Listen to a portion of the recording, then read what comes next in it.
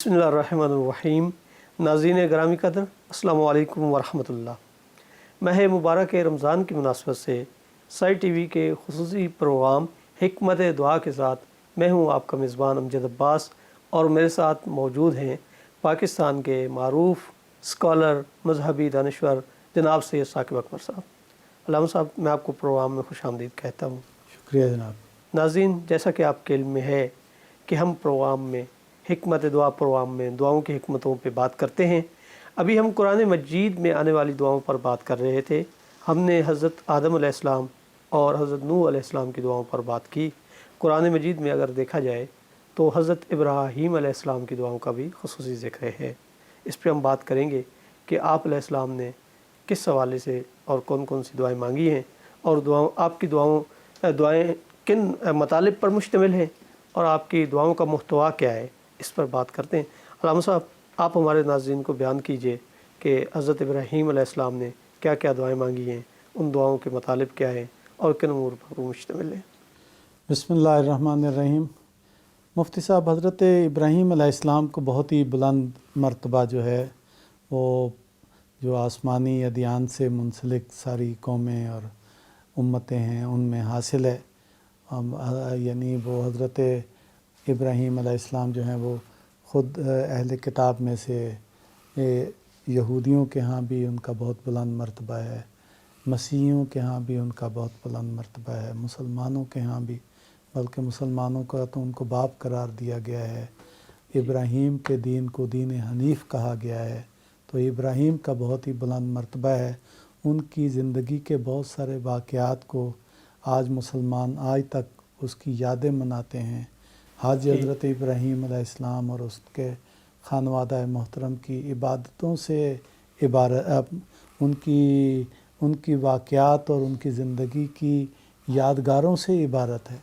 अगर आप ये देखें कि उनका उस मौके पर ये ख़ुद खाना काबा की तामीर उनका करना, हज़रत इस्माईल अलैहिस्सलाम को साथ लेकर, और फिर वहाँ पे ज़मज़म का होना, और फिर वहाँ पे सफ़ा व मरवा के माबैन जो है बुतसाई करना, इसी तरह से कुर्बानी करना, तो ये सारी चीज़ें हज़रत इब्राहीम अलैहिस्सलाम से हमें वाबस्ता किए हुए हैं, और उनकी अज़मत का एक तरह से एक एतराफ़ भी है। तो हज़रत इब्राहीम का बहुत बुलंद मर्तबा है जी। तो किसी वक्त अगर इंसानियत को इकट्ठा होना है किसी बड़े नाम पर, तो इब्राहीम का बहुत बड़ा नाम है। यकीनन। यानी बैत इब्राहीम में हम सब इकट्ठे हो सकते हैं। ये सारे जो मज़ाहिब हैं, बिलखुसूस आप कह लें यहूदियत है, मसीहियत है, इस्लाम है, इनका तो आप पर इत्तिफ़ाक़ है। जी जी। और उन्हीं से ये सिलसिला आगे चला है। आप देखिए, एक बनी इसहाक़ हैं और एक बनी इस्माइल हैं। जी तो इसहाक़ भी उनके फ़र्जंद हैं और इस्माइल भी उनके फ़र्जंद हैं। कोई शक नहीं, कोई शक यकीनन। नहीं। या ये जो बनी इसराइल हम कहते हैं, तो वो याकूब अलैहिस्सलाम के कहते हैं नामों में से, इब्रानी नामों में से ये नाम है इसराइल, और वो भी इन्हीं की नस्ल में से, हज़रत इब्राहीम अलैहिस्सलाम उन्हीं की नस्ल में से। तो यहाँ पे मैं ये अर्ज़ करूँ कि हम यहाँ शायद इस मुख्तसर से वक्त में उनकी सारी दुआओं पर तो बात नहीं कर सकते, लेकिन हम चंद एक दुआओं का यहाँ पे ज़िक्र करते हैं। मिसाल के तौर पे सूरह मुम्तहना में आया है, रब्बना अलैका तवक्कलना व इलैका अनबना व इलैकल मसीर। ये बिल्कुल अल्लाह की हमदी है। आप ये देखें ना कि दुआ में क्या खसूसियत होना चाहिए, यहाँ से हमें समझ आती है कि परवरदिगारा तुझी पर हमने भरोसा किया, तुझ पर हमारा तवक्कुल है। सही। इसका मतलब ये है कि तवक्कुल दुआ की जो है ना रूह है। हाँ, अल्लाह पे भरोसा, बिल्कुल। व इलैका अनबना, और उसकी तरफ रजू असल में दुआ तो यही है। हाँ, उसी से तवक्कुल उस पर, रजू उस पर, और ये जानना व इलैकल मसीर के उसी की तरफ मैंने लौट के जाना है। ये अब यहाँ पे नुक्ता समझ लेना चाहिए कि दुआ में तवक्कुल परवरदिगार पर, और दुआ में रजू इल्लल्लाह, और दुआ में आखरत का अकीदा, ये सारी चीज़ें दुआ के साथ जुड़ी हुई हैं। ऐसे ही है।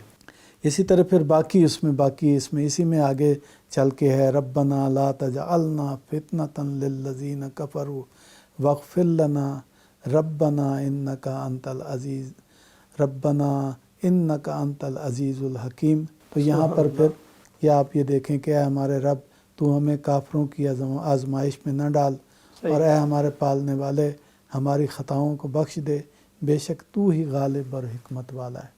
یہاں یہ بھی کہ اس کی صفات پر آپ دیکھیں کہ کیسا ایمان ہے کہ اسے عزیز جاننا، اگر وہ عزیز ہے ہی تو دعا قبول کر سکتا ہے۔ یقیناً، اور دعا جس امر کی مانگی جا رہی ہے ویسے ہی اللہ تعالیٰ کا نام بھی ذکر کیا جا رہا ہے۔ ہاں، یہ تو اس کا عزیز ہونا۔ ایک اور بھی بات ہے کہ میں ایک دعا کرتا ہوں، اللہ کی حکمت کا اس میں کیا تقاضا ہے، آگے اس کو حکیم بھی کہا گیا۔ ہاں، کہ اگر یعنی اس کی اگر حکمت کا میری تقاضا دعاؤں ہے، میں کوئی جی کمی ہے تو اس کی حکمت تو ہے ہی، وہ حکیم تو ہے ہی نہیں، صحیح، وہ کہ فیصلہ خود فرما وہ دے گا۔ فیصلہ جو ہے وہ خود فرما دے، یہ بڑی بات ہے۔ اور دونوں چیزیں آ گئی جی جی، کہ وہ غالب بھی ہے، اس قبول دعا کو بھی کر قبول سکتا بھی ہے۔ کر سکتا ہے، ہاں اور حکیم ہے، اگر اس میں کوئی کوتاہی ہے، اگر یہ دعا اس کی کوئی اور حکمت ہے ہاں تو حکیم ہے، وہ خود فیصلہ کر لے گا۔ یا یہ کہ ابھی اس دعا کے مانگنے میں اگر کوئی تاخیر جلدی ہے ہے یا جی اور اس کی قبولیت میں تاخیر میں کوئی حکمت ہے تو جی، اللہ بہتر جانتا ہے۔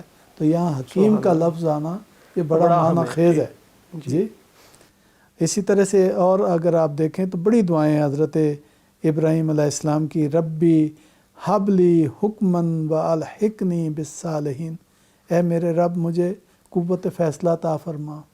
یا یہ بھی آپ کہہ سکتے ہیں کہ اس میں دیکھیں یہ ضروری ہے کہ نبی جس مرحلے پر ہوتا ہے اس کو قدم قدم پہ انسانوں کے مابین ایک حکم بننا ہوتا ہے، ہاں، رہنمائی کرنا ٹھیک ہے؟ ہوتا ہے، جی اور اس میں یہ بھی ہے کہ اس نے لوگوں کو ہدایت کرنا ہوتی ہے، اس نے ان کے معاملات میں فیصلہ کرنا ہوتا ہے، تو فیصلے کی صلاحیت جو ہے وہ ہونی وہ ان چاہیے، سے جی۔ پروردگار سے اب مانگنا وہ ہے۔ مرجع قرار پاتا ہے، لوگ اس کی طرف رجوع کرتے ہیں، اہل ایمان جی، وہ ان کا مرکز قرار پاتا ہے، جی محور جی قرار پاتا ہے انسانوں کا، جی جی تو اس میں فیصلے کی قوت ہونی چاہیے، اسے ایگزیکٹلی، حکمت والا ہونا چاہیے، جی جی۔ سوجھ بوجھ اس میں اچھا، بالکل۔ یہ اس میں باقی بھی چونکہ آیات ہیں، باقی میں اس کو چھوڑ کے تو سورہ شعراء کی آگے بعض آیات کی طرف میں جی آتا ہوں کہ وہ وہاں کہتے ہیں وَلَا تُخْزِنِي يَوْمَ يُبْعَثُونَ، اللہ بڑی زبردست دعا ہے۔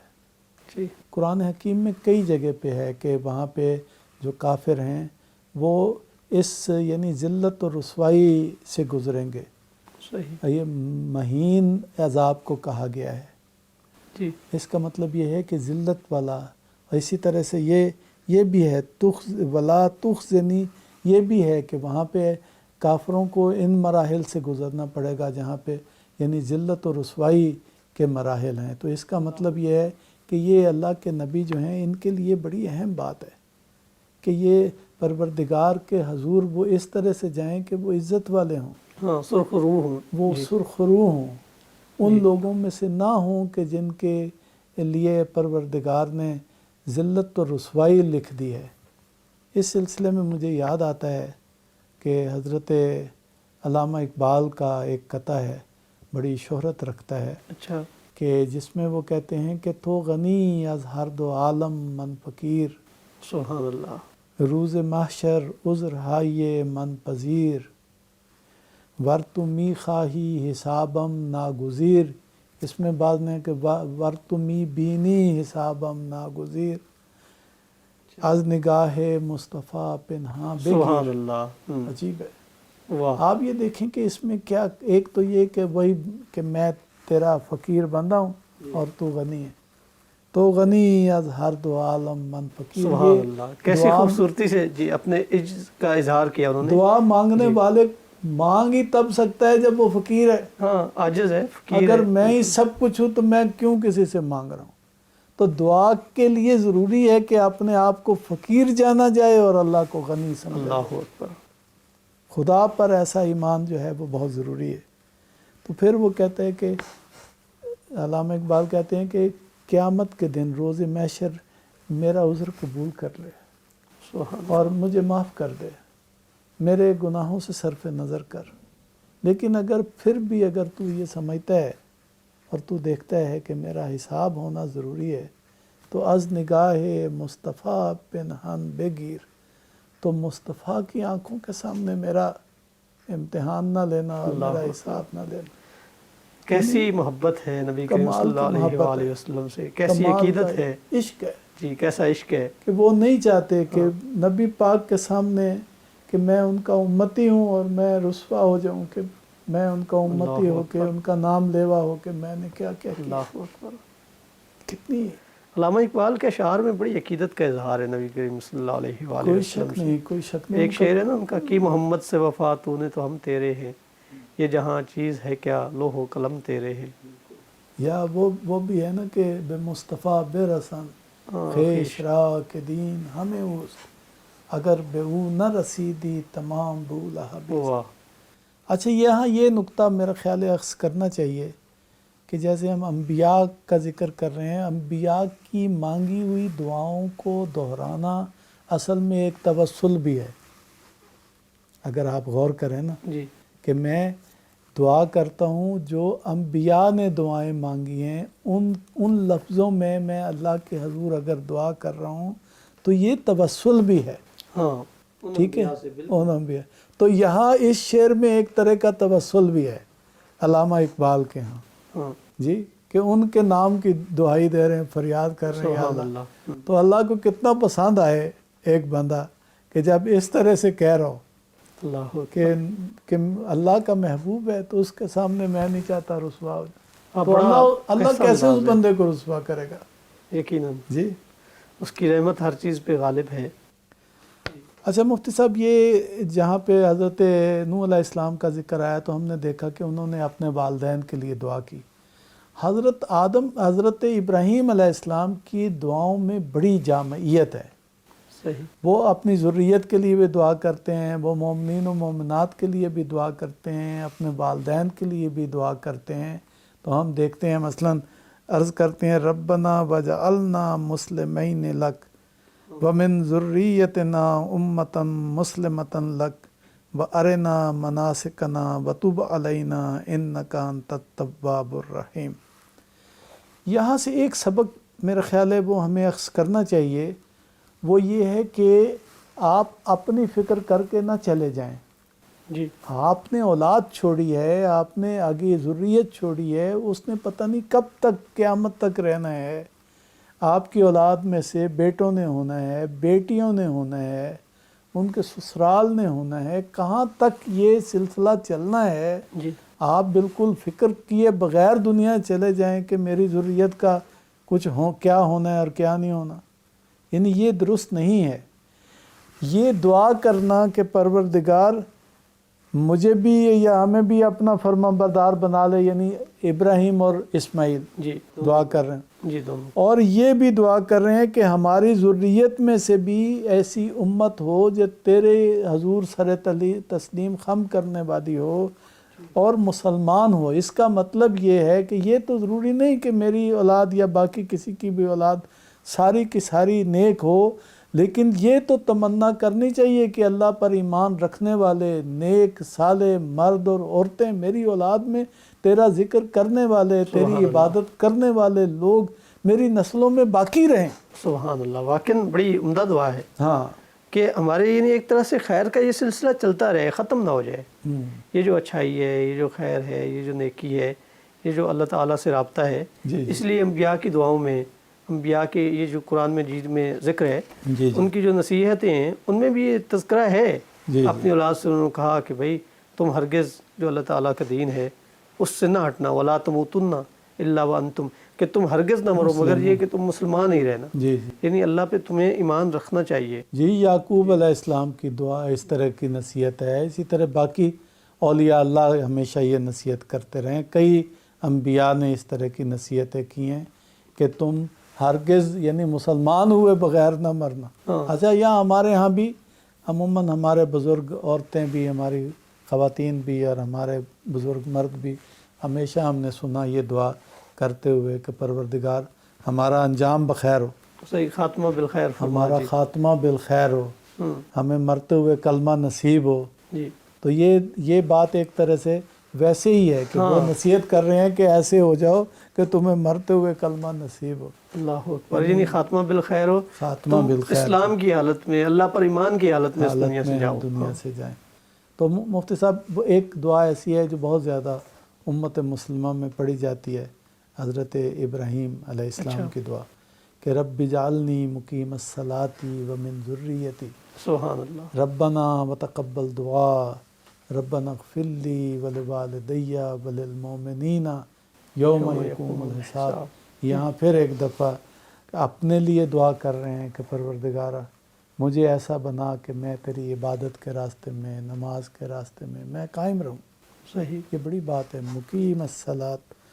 اسی طرح اپنی ذریت کے لیے بھی یہ دعا کر رہے ہیں کہ وہ بھی تیری عبادت اور تیری پرستش اس کے راستے پہ قائم رہنے والی ہاں، ہوں۔ مستقل مسلسل ہاں مسلسل یہ جو وہ ہے نا انجام دیتے رہیں یہ تیری کام۔ عبادت کرنے والے لوگ جی جو ہے موجود ہوں۔ پھر اس کے بعد اپنی بخشش کی دعا کرتے ہیں، اپنے والدین کے لیے بخشش کی دعا کرتے ہیں، اور پھر تمام مومنین و مومنات کی بخشش کے لیے دعا کرتے ہیں وللمؤمنین یوم یقوم الحساب، کہ جب حساب قائم ہو تو پروردگار اس وقت تو مجھے بھی بخش دینا اور میرے والدین کو بھی بخش دینا اور تمام مومنین کو بخش دینا۔ اس انداز سے تو یہ ایک جامع دعا ہے ہاں جس میں خود اپنے آپ کو بھی شمار کیا ہے، جی والدین کے لیے بھی دعا کی ہے اور مومنین کے لیے بھی۔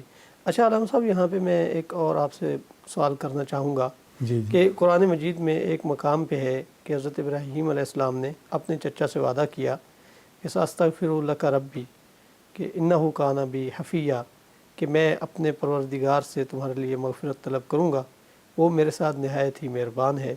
جبکہ سورہ توبہ میں ارشاد ہے ما کان استغفار ابراہیم علیہ ابیہ الا موعدہ، کہ ابراہیم علیہ السلام کا اپنے، اب یہاں تعبیر استعمال ہوئی ہے، اس کے لیے استغفار کرنا یہ اس وجہ سے تھا کہ انہوں نے وعدہ کر لیا تھا، لیکن جب انہیں پتہ چلا کہ وہ نافرمان ہے اللہ کا تو آپ اس سے دستبردار ہو گئے اور بیزاری کا اظہار کیا آپ نے۔ تو حضرت ابراہیم علیہ السلام ایک طرف یہ بات ہے، دوسرا یہ کہ جو دعا آپ نے نقل کی ہے یہ آپ نے اپنے یعنی بڑھاپے میں کی ہے، جی جی تو یہ دونوں میں ایک طرف آپ کو منع کیا گیا استغفار سے اور ایک طرف آپ والدین کے لیے دعا کر رہے ہیں، جی جی تو آپ کیسے اس کی وضاحت کریں گے؟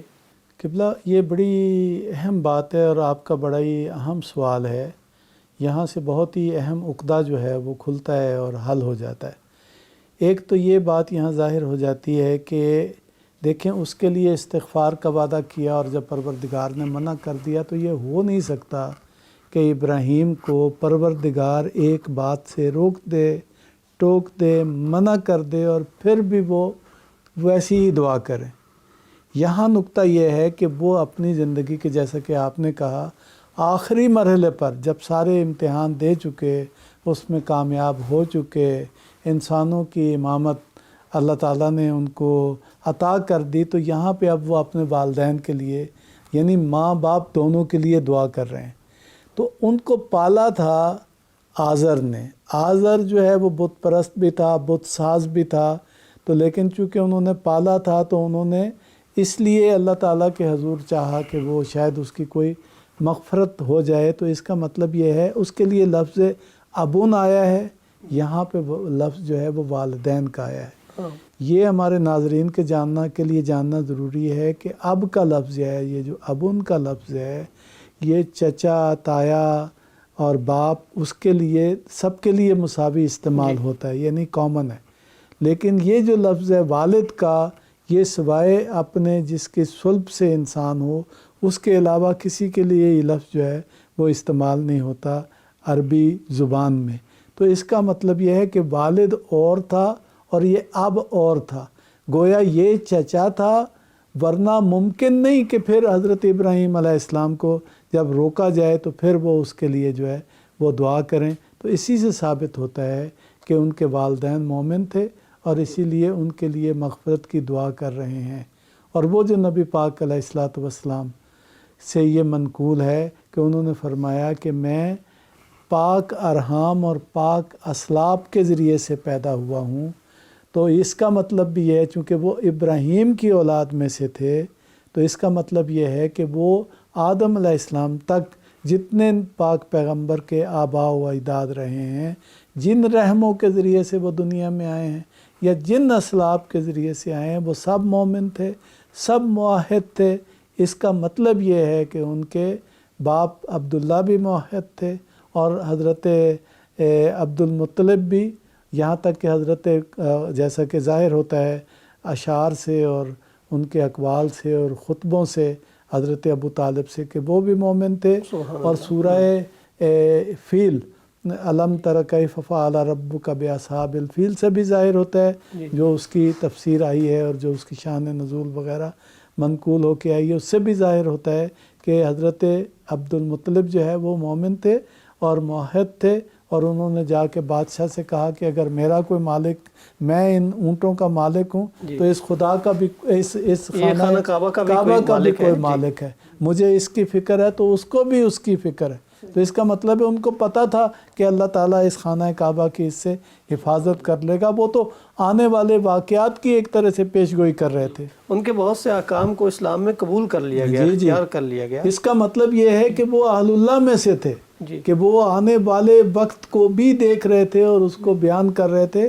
میں اسی طرح سے میں نے اشعار پڑھے ہیں، میں نے خطبات پڑھے ہیں نبی پاک کے آباء و اجداد کے، اور بڑے خوبصورت مورخین نے جو نقل کیے ہیں ان کے کلام کو، تو وہ اس میں بھی ان کا ایمان پروردگار کے ساتھ محکم، ان کی محبت اور عشق جو ہے وہ اس سے جھلکتا ہے۔ تو نبی پاک کے آباء و اجداد سارے کے سارے موحد تھے، اور اسی طرح سے حضرت ابراہیم بھی ان کے آباء میں سے آتے ہیں، اور ابراہیم کے والدین بھی ان کے آباء اور امہات میں سے آتے ہیں۔ تو اس کا مطلب یہ ہے کہ وہ سارے کے سارے مومن تھے۔ اور یہ جو آپ نے سوال کیا، اچھا ہوا آپ نے کر دیا، اس سے یہ ساری چیز بھی یہ بھی آشکار ہو گئی۔ اور خود حضرت ابراہیم علیہ السلام کی جو دعا ہے اس میں بھی یہ ذکر ہے کہ میری ذریت میں سے ایک اپنے ماننے والوں کا لازمی گروہ رکھ۔ اور یہ خود نبی کریم صلی اللہ علیہ وآلہ وسلم کے جو والدین ہیں اور آپ کے آباء و اجداد حضرت ابراہیم علیہ السلام تک، وہ تو دعا کی ایک طرح کی اجابت ہے، دعا کی قبولیت ہے، صحیح فرمایا۔ لہٰذا اس پہ کوئی اعتراض کرنا بیجا ہوگا۔ میں نے دانستہ طور پہ پہلے بھی عرض کیا کہ حضرت ابراہیم علیہ السلام نے اپنے چچا، جبکہ اب لفظ جیسے آپ بیان کر چکے ہیں کامن ہے، یہ چچا کے لیے بھی بولا جا سکتا ہے، باپ کے لیے بھی بولا جا سکتا ہے۔ یہ قرینہ ہمیں بتاتا ہے کہ حضرت ابراہیم علیہ السلام کے اگر یہاں والد مراد ہوتے تو کیسے ممکن ہے کہ ایک دفعہ منع کیے جانے کے بعد وہ دوبارہ والد کے لیے دعا کریں؟ بلکہ ہاں، انبیاء کے جو نسلیں ہیں، جو ان کے رشتہ دار ہیں، عزیز و اقارب ہیں، حضرت نوح کے سگے بیٹے ہیں، وہ نافرمان تھے، ہم پہلے اس پہ بات کر چکے ہیں۔ ہو سکتا ہے چچا ہوں اور مانتے نہ ہوں۔ اچھا، یہاں پہ نوح علیہ السلام کا آپ نے ذکر کیا تو انہوں نے بھی اپنے والدین کی مغفرت کی دعا کی، تو اس کا مطلب یہ ہے کہ ان کے والدین بھی مومن تھے، اسی لیے انہوں نے مغفرت کی دعا کی۔ تو یہاں سے ظاہر ہوتا ہے ابراہیم ہوں نبی پاک کے آباء و اجداد میں سے یا نوح ہوں، سارے کے سارے مومن تھے، اور ان کے جو آباء و اجداد تھے وہ بھی مومن تھے، اور نبی پاک ارحام اور اسلاب یعنی جو شرک سے پاک تھے اور موحد تھے، ان کے ذریعے سے دنیا میں آئے۔ ایک اور میں جملہ یہاں کہہ دوں کہ ہماری تاریخ میں بھی لکھا ہے کہ نبی پاک جب دنیا میں تشریف لائے تو ایک گروہ تھا جو حنفاء کہلاتا تھا، تو یعنی وہ حضرت ابراہیم کے دین حنیف پر کاربند تھا اور وہ مومن تھا۔ سبحان اللہ۔ اچھا علامہ صاحب، ایک اور بات کا میں بھی اضافہ کرنا چاہوں گا کہ بعض لوگ یہ کہتے ہیں کہ حضرت ابو طالب کا نبی کریم صلی اللہ علیہ وآلہ وسلم کے ساتھ اس نے سلوک بھتیجا ہونے کے ناطے تھا، اس وجہ سے تھا کہ حضرت ابو طالب آپ کے چچا تھے، تو چچا تو ابو لہب بھی تھے، شاید قرآن میں جس کا نام لے کے اتنی مذمت کی گئی ہو وہ ابو لہب ہے، اور اس کی ایک وجہ یہ بھی ہو سکتی ہے کیونکہ وہ آپ کا قریبی رشتہ دار تھا، تو اس لیے اللہ تعالیٰ نے نام لے کر مذمت کی ہے۔ تو کیا ان کے سامنے بھتیجا ہونا نہیں تھا؟